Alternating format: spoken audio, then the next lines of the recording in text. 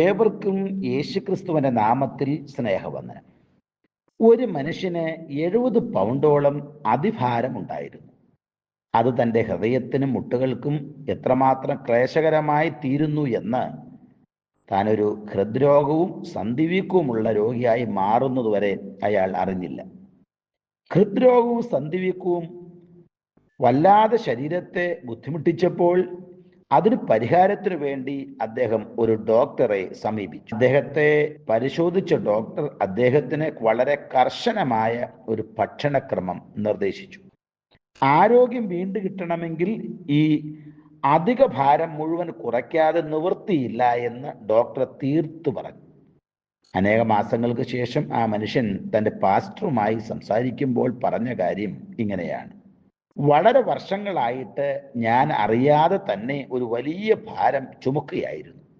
ഇപ്പോൾ ഞാൻ അതിന് പകരമായി ഒരു പുതിയ ഭാരം ചുമക്കുവാൻ തുടങ്ങിയിരിക്കുന്നു. ആകാംക്ഷയോടുകൂടെ ഡോക്ടർ ചോദിച്ചു, എന്താണ് ഇന്നുവരെ ചുമന്നുകൊണ്ടിരുന്ന ആ പഴയ ഭാരം? ഇപ്പോൾ ചുമക്കുന്ന പുതിയ ഭാരം എന്താണ്? ആ ചെറുപ്പക്കാരൻ പാസ്റ്ററോട് പറഞ്ഞു, എൻ്റെ സന്ധികളെയും എൻ്റെ ഹൃദയത്തെയും അപകടത്തിലേക്ക് നയിക്കുന്ന അമിതമായ ഭാരം ഞാൻ ഇന്നുവരെ ചുമന്നുകൊണ്ട് നടക്കുകയായിരുന്നു. അതെൻ്റെ ആരോഗ്യത്തിനും എൻ്റെ ആയുസ്സിനും ഹാനികരമാണെന്ന് മനസ്സിലാക്കിയപ്പോൾ ഞാൻ ആ ഭാരം കുറയ്ക്കുവാൻ വേണ്ടി തുടങ്ങി. ആ ഭാരം കുറയ്ക്കുവാൻ വേണ്ടി ഒരു പുതിയ ഭാരം ഞാൻ ഏറ്റെടുത്തു.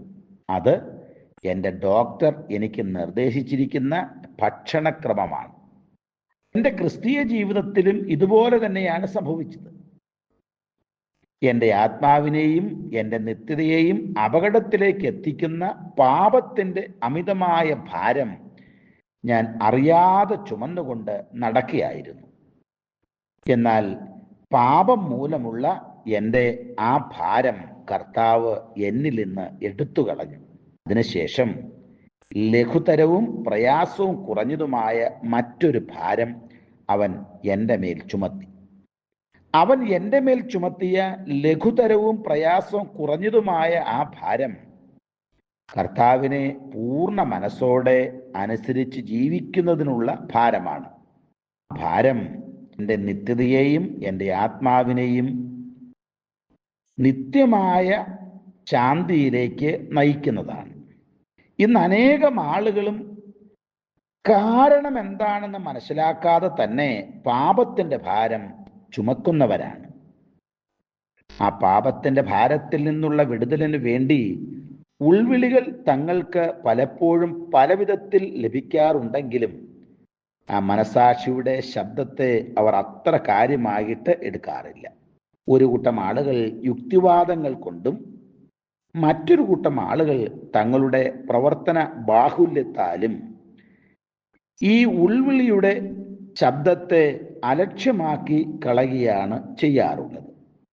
ആത്മാവിൻ്റെ നിത്യതയും ആയുസ്സിൻ്റെ നിത്യതയും ഭദ്രമാക്കുന്ന യേശു നൽകുന്ന ആ ലഘുവായ ഭാരം ഏറ്റെടുക്കുവാൻ മനസ്സോടെ നാം തയ്യാറാകുമ്പോൾ പാപത്തിൻ്റെ അമിതമായ ഭാരം നമ്മിൽ നിന്ന് അവൻ എടുത്തു കളയുന്നു.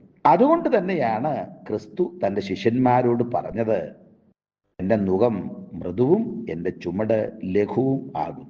ഞങ്ങളെ വിളിക്കുവാൻ ആഗ്രഹിക്കുന്നുവെങ്കിൽ 0988-22-1957 എന്ന നമ്പർ ഉപയോഗിക്കുക. എല്ലാ ബുധനാഴ്ചകളിലും വെള്ളിയാഴ്ചയും രാവിലെ 11 മുതൽ 12 മണി വരെയുള്ള സമയം ഞങ്ങൾ നിങ്ങൾക്കായി പ്രാർത്ഥിക്കുന്നു. പ്രാർത്ഥനയ്ക്കായി വിളിക്കേണ്ട ഫോൺ നമ്പർ 079960010203.